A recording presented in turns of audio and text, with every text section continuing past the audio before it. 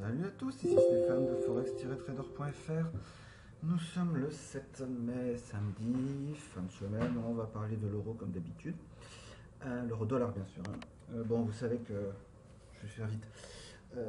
Ce que j'explique maintenant, c'est une analyse technique. C'est pas un conseil pour investir, c'est juste la manière dont les marchés pourraient se comporter ou ne pas se comporter en conséquence.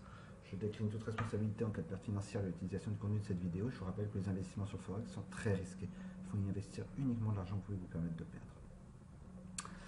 Sur le graphe mensuel sur Euro USD, j'avais dit la semaine dernière pour ceux qui suivent que ça fait depuis très longtemps qu'on n'avait pas eu deux chandeliers qui terminaient au-dessus de 1.12. Vous voyez, sur tous les mois, on est tous en train de retomber. Et là, on a deux chandeliers, dont un très fort. Donc, je pense qu'on va monter. Par contre, on commence le mois avec une figure de consolidation baissière, un chandelier qui, s'il se terminait comme ça, même s'il est tout petit, indique plutôt qu'on va descendre. D'ailleurs, c'est beaucoup plus net sur la semaine.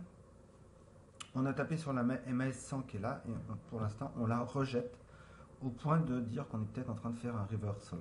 J'avais dit aussi que je voulais qu'on...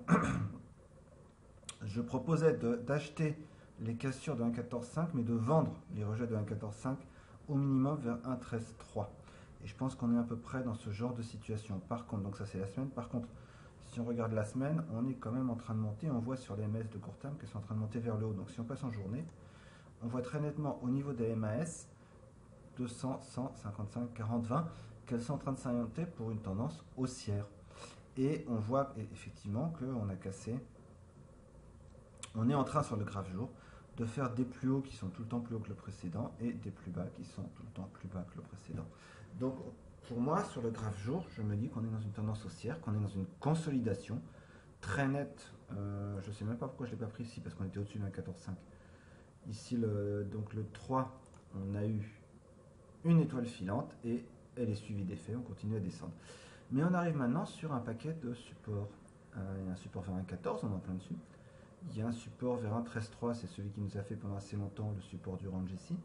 Il y a encore un support vers un 12.5, il y a un dernier support vers un 11.5. Après, il ne se passe rien parce qu'on est monté très fort jusqu'à un niveau vers un 0.825. Donc ce que je vais faire, moi je considère toujours qu'on est dans une tendance haussière, d'accord, mais qu'on est en consolidation baissière. J'attends un retour sur les supports, un 13.3, un 12.5, un 11.5, et si j'ai un retour vers ces endroits-là et un signal, j'achète pour remonter. Et enfin, je repasse sur le mois, vraiment décoller et aller voir beaucoup plus haut. Je reste sur l'idée, quand je vois ça et ça, et qu'on est au niveau du 50, qu'on va remonter quelque part, peut-être pas tout de suite, hein, mais vers un 22.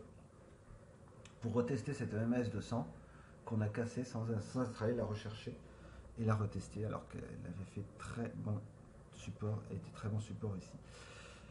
Pas tout de suite parce que il a quand même depuis longtemps fait semblant de monter cet euro et puis il est redescendu et il est redescendu même jusqu'à 1,05. 1,05 tout le monde pensait qu'il descendait. Donc voilà, sur H4, les MAS s'orientent petit à petit long terme de 100, 155 vers le haut, c'est pas une surprise. On voit que vers 1,13,8, 1,14, enfin on voit cette zone de ici, toute cette zone de support qu'on est en train de retester. Donc je reste sur cette idée là. Au-dessus de 1,11,5, j'achète les retours sur résistance.